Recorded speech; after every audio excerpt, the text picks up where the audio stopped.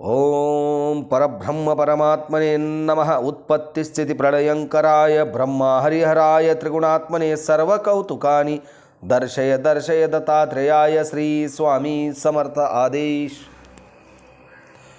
ಎಲ್ಲ ಸ್ವಾಮಿ ಸಮರ್ಥರ ಭಕ್ತಾದಿಗಳಿಗೂ ನಿಮ್ಮನೆ ಹುಡುಗ ಸಂತೋಷ್ ಪತಂಗೆ ಮಾಡುವ ನಮಸ್ಕಾರಗಳು. ವೀಕ್ಷಕರೇ,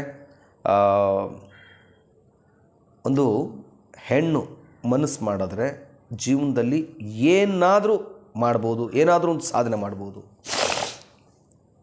ಅನ್ನೋದಕ್ಕೆ ಈ ಒಂದು ಕತೆ ಲಿಂಕ್ ಆಗುತ್ತೆ. ಇವರು ರೂಪಾ ಅಂಥೇಳಿ ಮೂಲತಃ ಸೋಲಾಪುರ ಊರಿನವರು. ಇವರು ರೂಪಾ ಅವರು ಇವ್ರಿಗೆ ಸ್ವಾಮಿ ಸಮರ್ಥರ ಬಗ್ಗೆ ಗೊತ್ತಿರಲ್ಲ. ಆದರೆ ಸ್ವಾಮಿ ಸಮರ್ಥರಿದ್ದಾರೆ, ಅವರೊಬ್ಬರು ಮಹಾನ್ ಪವಾಡ ಪುರುಷರು ಅನ್ನೋದು ಎಲ್ರಿಗೂ ಅವ್ರಿಗೆ ಗೊತ್ತಿರುತ್ತೆ. ಯಾರಿಗೆ? ರೂಪ ಅವ್ರಿಗೆ.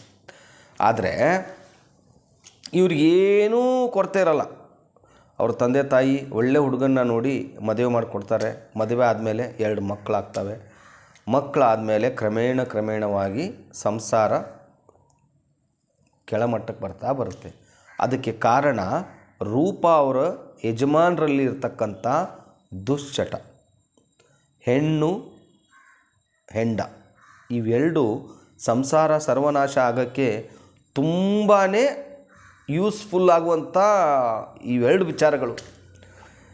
ಇದು ಹೆಣ್ಣು ನೋಡಿ ಮನುಷ್ಯನ ನೆಮ್ಮದಿ ಹಾಳು ಮಾಡುತ್ತೆ. ಫಸ್ಟು ನಾವು ಒಂದು ಹೆಣ್ಣಿನ ವಿಚಾರದಲ್ಲಿ ಹೋಗಿ ಕೆಟ್ಟ ದಾರಿಯನ್ನು ತುಳಿದಾಗ ಗಂಡಸಿನ ಮನಸ್ಸಿನ ನೆಮ್ಮದಿ ಹಾಳಾಗುತ್ತೆ. ಆ ನೆಮ್ಮದಿಯನ್ನು ಸರಿಪಡಿಸ್ಕೊಳ್ಳೋಕ್ಕೆ ಆ ಗಂಡಸು ಎಣ್ಣೆ ಚಟಕ್ಕೆ ಬಲಿಯಾಗ್ತಾನೆ. ಸೊ ಇದೇ ಒಂದು ಪರಿಸ್ಥಿತಿ ನಮ್ಮ ರೂಪಾ ಅವ್ರ ಯಜಮಾನರಿಗೆ ಬಂದಿರುತ್ತೆ, ಸೊಲ್ಲಾಪುರವರು. ಸೊ ಇಲ್ಲಿ ರೂಪಾ ಅವ್ರಿಗಿದು ಗೊತ್ತಾಗುತ್ತೆ. ಇದು ಇಲ್ಲ, ನಮ್ಮ ಯಜಮಾನ ಈ ಥರ ದುಶ್ಚಟಕ್ಕೂ ಬಿದ್ದಿದ್ದಾರೆ, ಮತ್ತು ಅನೈತಿಕ ಸಂಬಂಧನೂ ಇದೆ ಇವ್ರಿಗೆ ಅಂತ ಗೊತ್ತಿರುತ್ತೆ. ಸೊ ಕೊನೆಗೆ ರೂಪಾ ಅವರು ಅಷ್ಟೊಂದು ತಾಳ್ಮೆ ಇಟ್ಕೊಂಡು ಅವರ ತಂದೆ ತಾಯಿಗೆ ಮುಂದೆ ಹೇಳಬೇಕು ಅಂತ ನಿರ್ಧಾರ ಮಾಡ್ತಾರೆ. ಆದರೆ ತಂದೆ ತಾಯಿಯವರು ಎಷ್ಟೊಂದು ಪಾಪ ಇವ್ರ ಬಗ್ಗೆ ಕೇರಿಂಗ್ ಆಗಿರ್ತಾರೆ ಅಂದರೆ ಇವ್ರ ಜೀವನ ಹೆಂಗಿದೆ ಏನು ಎಲ್ಲ ಅಕ್ಕಪಕ್ಕದವ್ರ ಹತ್ರ ತಿಳ್ಕೊತಾ ಇರ್ತಾರೆ. ಸೊ ಅದರಲ್ಲಿ ಈ ವಿಷಯ ಕೂಡ ರೂಪಾ ಅವರ ತಂದೆ ತಾಯಿಗೆ ಗೊತ್ತಾಗುತ್ತೆ. ತನ್ನ ಮಗಳ ಜೀವನ ಹಿಂಗಲ್ಲ ಅಂತ ಹೇಳಿಬಿಟ್ಟು ತಂದೆ ತಾಯಿ ಅವ್ರ ಹತ್ರ ಅದನ್ನು ಹೇಳ್ಕೊಳಕ್ಕೆ ಹೋಗಲ್ಲ. ಇರಲಿ, ಪಾಲಿಗೆ ಬಂದಿದ್ದು ಪಂಚಾಮೃತ, ನಾವು ಅವಳಿಗೆ ಹೇಳಿ ಯಾಕೆ ಮನಸ್ಸಿಗೆ ನೋವು ಮಾಡಬೇಕು ಅಂಥೇಳಿ ತಂದೆ ತಾಯಿ ತಾಳ್ಮೆಯಿಂದ ಇರ್ತಾರೆ. ಯಾಕಂದರೆ ಎಷ್ಟೋ ಆದರೂ ಅವರು ತಂದೆ ತಾಯಿಗಳು ಮಕ್ಕಳ ಒಂದು ಉನ್ನತ ಭವಿಷ್ಯವನ್ನು ರಚಿಸಬೇಕು ಅಂತ ತುಂಬ ಕಷ್ಟಪಟ್ಟಿರ್ತಕ್ಕಂಥವ್ರು. ಸೊ ರೂಪಾ ಅವ್ರು ಏನು ಮಾಡಿಬಿಡ್ತಾರೆ, ಒಂದು ದಿವಸ ರೂಪಾ ಅವ್ರ ಯಜಮಾನರು ಸಿಕ್ಕಾಪಟ್ಟೆ ಡ್ರಿಂಕ್ಸ್ ಮಾಡಿ ಬಂದು ಅವ್ರ ಮಗನಿಗೆ ಹೊಡೆದು ಬಿಡ್ತಾರೆ. ಪಾಪ ಚಿಕ್ಕ ಮಗು ಸಿಕ್ಕಾಪಟ್ಟೆ ನೋವು ಅನುಭವಿಸ್ತಾನೆ. ಕೊನೆಗೂ ಇವ್ರು ಏನು ಮಾಡಿಬಿಡ್ತಾರೆ, ರೂಪಾ ಅವರು ತಾಯಿ ಮನೆಗೆ ಹೊರಟೋಗಿ ಅಲ್ಲಿ ನೀವು ನೋಡಿ ರೂಪಾ ಅವರ ಅಜ್ಜಿ ಸ್ವಾಮಿ ಸೇವೆ ಮಾಡ್ತಾಯಿರ್ತಾರೆ. ಅಂದರೆ ಅದು ಮೊದಲಿನಿಂದನೂ. ಆದರೆ ಅಷ್ಟೊಂದು ರೂಪಾ ಅವ್ರಿಗಾಗಲಿ ಸ್ವಾಮಿ ಸಮರ್ಥರಿಗಾಗಲಿ ಏನೋ ಒಂದು ಮಹಾರಾಜರಿದ್ದಾರೆ, ಸೇವೆ ಮಾಡಬೇಕು ಅಷ್ಟೇ.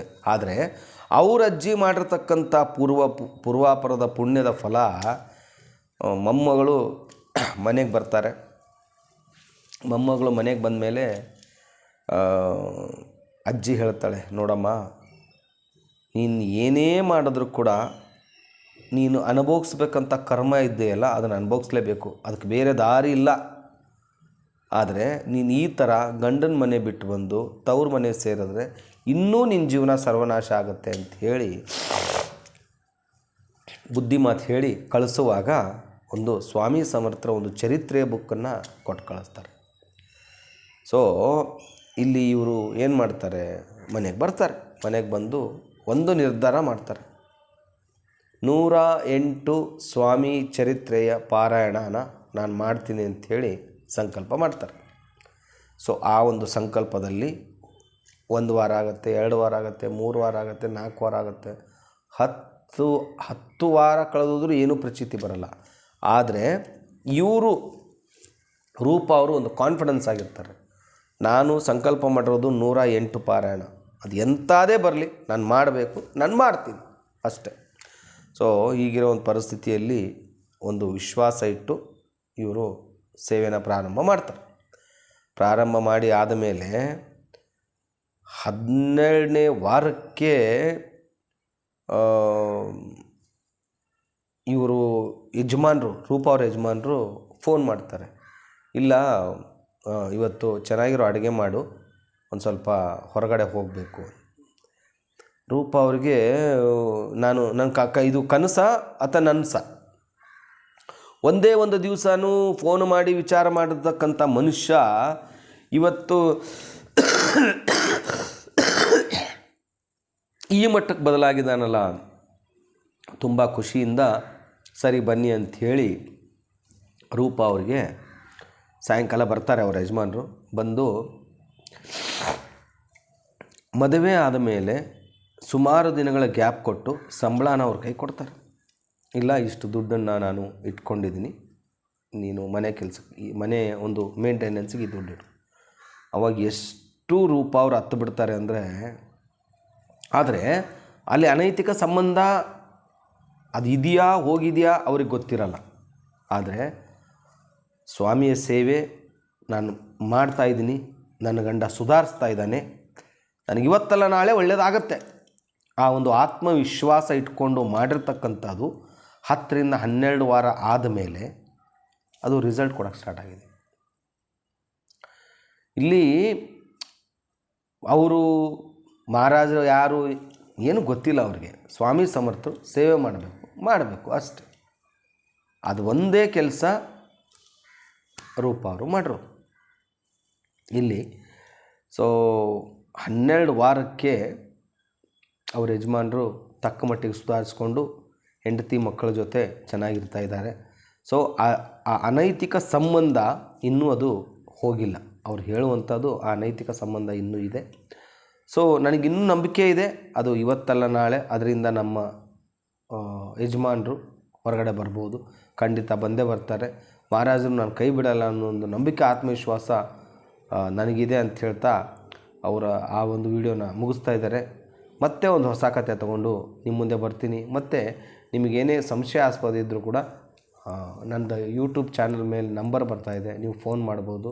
ನಿಮ್ಮ ಸಮಸ್ಯೆಗಳಿಗೆ ತಕ್ಕ ಮಟ್ಟಿಗೆ ಆ ಸ್ವಾಮಿ ಸಮರ್ಥರ ಮುಂದೆ ಪ್ರಶ್ನೆನ ಹಾಕಿ ಅದಕ್ಕೆ ಉತ್ತರನ ಕೊಡ್ತೀವಿ ಅಂತ ಹೇಳ್ತಾ ಇಲ್ಲಿಗೆ ಈ ಒಂದು ವಿಡಿಯೋನ ಮುಗಿಸ್ತಾ ಇದ್ದೀನಿ. ಮತ್ತೆ ಒಂದು ಹೊಸ ವಿಡಿಯೋ ತೊಗೊಂಬರ್ತೀನಿ. ಅಲ್ಲಿವರೆಗೂ ಶ್ರೀ ಸ್ವಾಮಿ ಸಮರ್ಥ. ಜೈ ಜೈ ಸ್ವಾಮಿ ಸಮರ್ಥ.